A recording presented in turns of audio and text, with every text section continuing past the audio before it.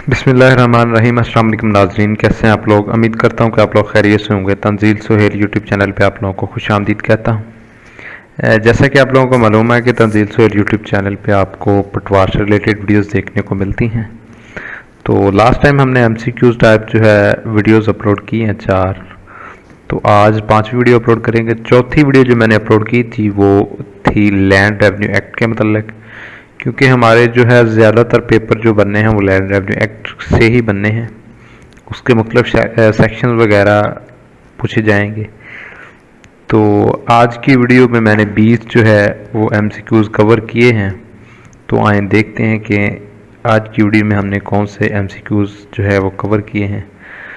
तो वीडियो की तरफ बढ़ने से पहले मैं आप लोगों को बता दूं कि तंजील सुहेल यूट्यूब चैनल और फेसबुक पेज को आप जो है फॉलो कर लें ताकि आपको मज़ीद अच्छी अच्छी वीडियोस देखने को मिलती रहें। तो 200 MCQ जैसा कि आपको मालूम है कि अपलोड कर दिया है। तो आज 201 से हम स्टार्ट करेंगे। तो आज जो है कम MCQs अपलोड करने का मकसद ये है कि एक तो ज़्यादा MCQs अपलोड करते वक्त वीडियो ज़्यादा लेंथी हो जाती है, तो फिर लोग मतलब कि एतराज़ करते हैं कि ज़्यादा लंबी वीडियो ना बनाएं। ठीक है, तो सबसे पहला MCQ है कि जो भी तैनाती होगी ना बोर्ड ऑफ रेवेन्यू की तरफ से, जो भी तैनाती होगी वो ज़बानी नहीं होगी, उसका कोई ना कोई नोटिफिकेशन होगा।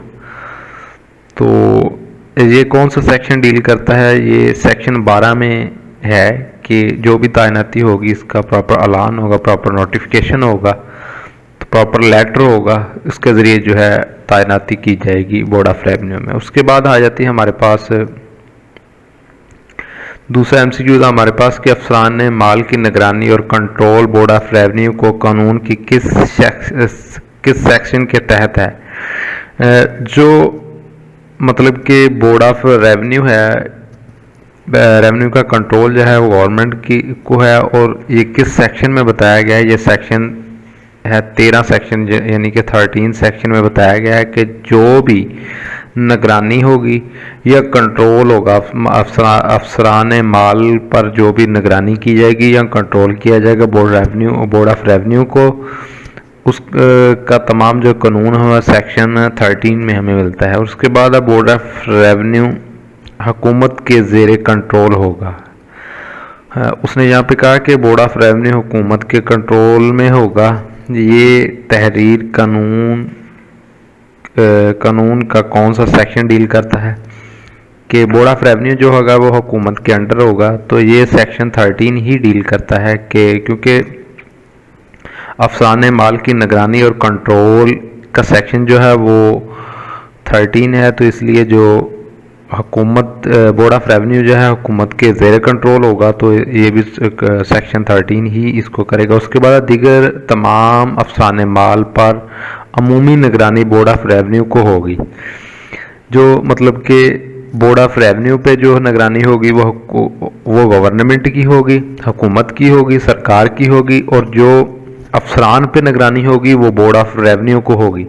ये भी तहरीर का सेक्शन कौन सा डील करता है? ये भी 13 सेक्शन डील करता है। उसके बाद है बोर्ड ऑफ रेवेन्यू को की अमूमी पाबंदी को मिलाजा खातर रखते हुए कमीशन अपने डिवीज़न में तमाम अफसाने माल पर कंट्रोल रखेगा। जो है कमिश्नर होता है वो पूरी डिवीज़न को कंट्रोल करेगा, पूरी डिवीज़न को कंट्रोल करेगा। ये हमें कहाँ से पता चलता है? ये भी सेक्शन 13 से हमें पता चल जाता है। कानून की जो है सेक्शन 13 वहाँ से हमें पता चलता है कि बोर्ड ऑफ जो है डिवीज़न लेवल पे जो है हमें कमिश्नर ने सारा डील करना है अफसरान माल के जो तमाम अफसरान हैं उनको। उसके बाद आता है काम की तकसीम और मुकदमात वापस लेने और मुंतकिल करने के इख्तियारात की तफसील कानून के किस सेक्शन से है?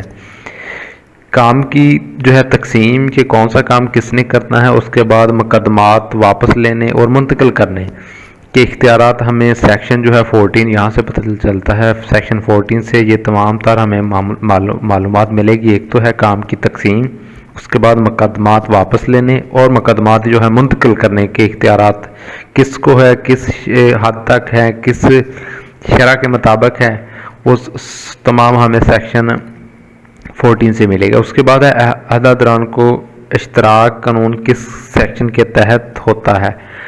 मतलब कि अगर एक ओहदे पर फाइज है तो कोई और ओहदा खाली है तो उस पर भी वो अगर उसको अजाफी चार्ज दिया जाएगा वो किस सेक्शन के तहत दिया जाएगा, वो 15 के तहत दिया जाएगा। उसके बाद रेवेन्यू अफसरान को इख्तियारात की अतायगी कानून के किस जो है रेवेन्यू अफसरान को कानून इख्तियारात की अतायगी जो है वो जो है सेक्शन 16 के तहत दी जाएगी। उसके बाद रेवेन्यू अफसरान के फ़राइज़, रेवेन्यू अफसरान के जो है फ़राइज़ वो हमें कहाँ से पता चलेगा, वो हमें सेक्शन 17 से पता चलेगा कि जो रेवेन्यू अफसरान हैं उनके क्या फ़राइज़ हैं। और उसके बाद ऊपर जो इख्तियारात हैं वो क्या है, वो हमें जो है सेक्शन 16 से पता चलेगा। उसके बाद आ जाता है हमारे पास जो है रेवेन्यू अफसरान का तबादला और इख्तियार कायम करना। जो भी रेवेन्यू अफसरान होगा उनका तबादला होता है या इख्तियारात जो भी संभालता है वो हमें सेक्शन जो है कानून के किस सेक्शन से पता चलता है, वो कानून के 18 सेक्शन से पता चलता है किस बिहाफ पे उसका तबादला होगा, किस बिहाफ पे उसने इख्तियारात जो है संभालने हैं, किस हद तक संभालने हैं। और उसके बाद अफसरान माल की मतहती की तफसील, जो अफसरान माल के मतहत हैं उनकी क्या रिस्पॉन्सिबिलिटीज़ हैं, उनको किस हद तक मतहत हैं अफसरान के, वो हमें सेक्शन 19 से पता चलता है कि सेक्शन 19 जो है वहाँ से पता चलता है कि अफसरान के जो मतहत हैं वो किस हद तक मतहत हैं और क्या उनकी रिस्पॉन्सिबिलिटीज़ हैं। और उसके बाद जायदाद गैर मनकूला से बेदखल करने का अहकाम नाफज और इसके कब्ज़ा के हवाले से अहतमाम कानून के किस सेक्शन के तहत होता है। जो जायदाद नकुला से बेदखल करने का और उसके अलावा कब्ज़ा हवाले करने का ये जो कानून है ये कानून के सेक्शन 20 के तहत यानी 20 के तहत जो है वो किया जाता है। उसके बाद कौन से अशखास मतलब कौन से लोग जो हैं वो रूबरू हाज़िर हो सकते हैं, दरख्वास्त पेश कर सकते हैं। मतलब कि अफसरान माल को कौन से लोग जो हैं जो वो पेश हो सकते हैं या दरख्वास्त पेश कर सकते हैं। एक तो है फरीकैन खुद, उसके बाद है कि कौन से अशखास जो अफसरान माल के रूबरू हाज़िर हो सकते हैं, दरख्वास्त पेश कर सकते हैं खुद फरीक के अलावा जो है इनके मख्तारनामा मजाज जो होते हैं जिनके पास इनका मख्तारनामा होता है वो भी पेश हो सकता है। उसके बाद है कौन से अशखास जो माल अफसरान के रूबरू हाज़िर हो सकते हैं और दरख्वास्त पेश कर सकते हैं। मख्तारनामे के अलावा जिनके पास मख्तारनामा है उनके अलावा उनके वकील पेश हो सकते हैं। ठीक है, अफसरान माल के सामने एक तो फरीकैन खुद जो है वो पेश हो सकते हैं, उसके अलावा इनके मख्तारनामा जिनके पास है वो हो सकते हैं और उसके अलावा इनके वकील पेश हो सकते हैं। उसके बाद कौन से अशखास हैं जो अफसरान माल के रूबरू हाज़िर हो सकते हैं और दरख्वास्त दे सकते हैं। कानून के किस सेक्शन के तहत पता चलता है, मतलब कि ऊपर बताया गया है कि फरीकैन या तो खुद हो सकता है पेश या फिर उसका मख्तारनामा जिसके पास वो पेश हो सकता है या वकील पेश हो सकता है। ये हमें किस सेक्शन से पता चलता है, ये सेक्शन 21 से पता चलता है। मतलब कि 21 सेक्शन से पता चलता है कि कौन कौन शख्स जो है वो अफसरान माल के सामने पेश हो सकते हैं। अफसरान माल हर शख्स को तलब करने का मजाज है और जिससे कि किसी काम की गर्ज से अपने रूबरू हाज़िरी बहसीयत रेवेन्यू अफसर ज़रूरी समझे। ये मतलब अफसरान माल जो है वो किसी भी बंदे को तलब कर सकता है अगर उसकी हाज़िरी ज़रूरी समझता है तो। ठीक है, ये किस सेक्शन के तहत जो है वो तलब कर सकता है, ये सेक्शन 22 के तहत जो है वो बुला सकता है। 22 सेक्शन के तहत जो आदमी को बुला सकता है। उसके बाद समन की तमील का तरीक़ाकार कानून के किस सेक्शन के तहत मिलता है। जो है समन की कानून का तरीक़ाकार जो है वो 24 सेक्शन से हमें मिलता है। उसके बाद आता है हमारे पास इतलानामा या हुक्मनामा, उसके बाद एक ऊपर रह गया समन। हर समन लाजमी तौर पर तहरीरी तौर पर होगा, 2 परता होगा, मकसद वाज़ेह दर्ज होगा, जिसके लिए जारी शुदा है, इसके दस्तखत और मोहर होनी ज़रूरी है। ये किस सेक्शन से हमें पता चलता है कि समन में ये चीज़ें होना ज़रूरी है, ये हमें सेक्शन 23 से पता चलता है।